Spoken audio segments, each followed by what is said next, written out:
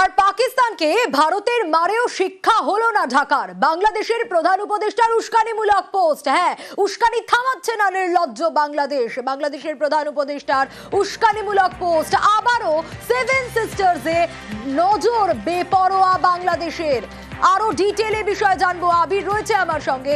আবির, পাকিস্তানকে ভারতের এত মার, তারপরেও এখান থেকে ঢাকা শিক্ষা নিল না, উস্কানি থামাচ্ছে না কোনোভাবে নির্লজ্জ বাংলাদেশ। এবার প্রধান উপদেষ্টার উস্কানিমূলক পোস্টে ঠিক কি রয়েছে?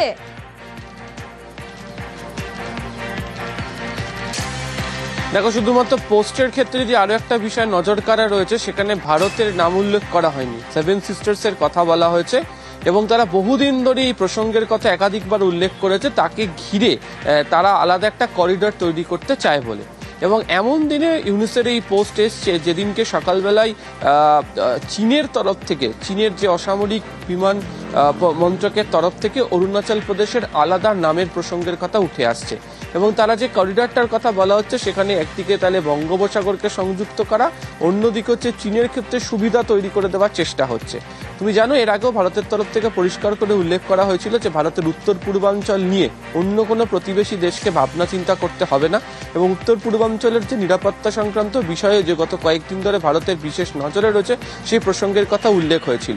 এর আগেও এই প্রসঙ্গে, বিশেষত চিকেন স্নেক এবং এই প্রসঙ্গে বাংলাদেশের একাধিক মহলের তরফ থেকে নানা রকমের বিবৃতি দেওয়া হয়। কিন্তু বর্তমান অবস্থাতে দাঁড়িয়ে যখন পাকিস্তানকে কার্যত নাকানি চোবানি খেতে হচ্ছে ভারতের সঙ্গে দাঁড়িয়ে, ভারত যখন প্রতিবেশী দেশকে কার্যত বিফলে ফেলে দিয়েছে এবং যে কারণে পাকিস্তানকে কার্যত সংঘর্ষ বিরতির জন্য ভারতের হাতে পায়ে ধরতে হয়েছিল, সেই সময় বাংলাদেশের যে আচরণ তাকে খুব একটা ভালো চোখে বিদেশ মন্ত্রকও দেখছে না এবং এই বিষয় নিয়ে যথাযথ যে পদক্ষেপ করা হবে তারও এমন একটা ইঙ্গিত মিলছে। তবে বাংলাদেশের এই উস্কানিমূলক পোস্টের পিছনে অন্য প্রতিবেশী দেশের ক্ষেত্রে কোনো ধরনের ভূমিকা আছে কিনা সেটাও খতিয়ে দেখার কাজ শুরু করেছে হচ্ছে ভারত। বেশ আবির,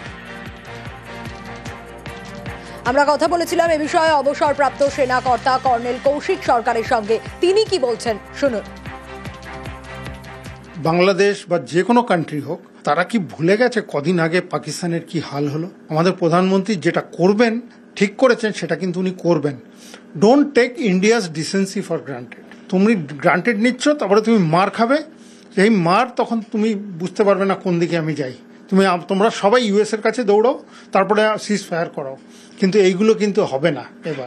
এবারে আমরাই ঠান করব কবে আমরা সিজ ফায়ার করবো, কবে আমরা কি করব। তুমি চিকেন স্নেক নেবে, এই নেবে, সেভেন সিস্টার, তোমাদের আর্মি অফিসাররা উল্টোপাল্টা কথা বলে যাচ্ছে, সেগুলো আমরা শুনে যাব। Don't take Indian army for a ride.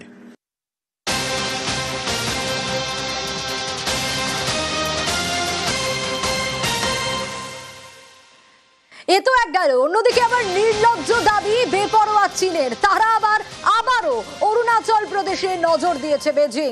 অরুণাচলের কয়েকটি অংশের নাম বদলের চেষ্টা বারবার এর আগেও দেখা গেছে। অরুণাচল প্রদেশের অরুণাচলের নাম বদলের চেষ্টা করেছে বেপরোয়া চীন। ভারত পাক উত্তেজনার মধ্যেই অরুণাচলে চীনের নজর।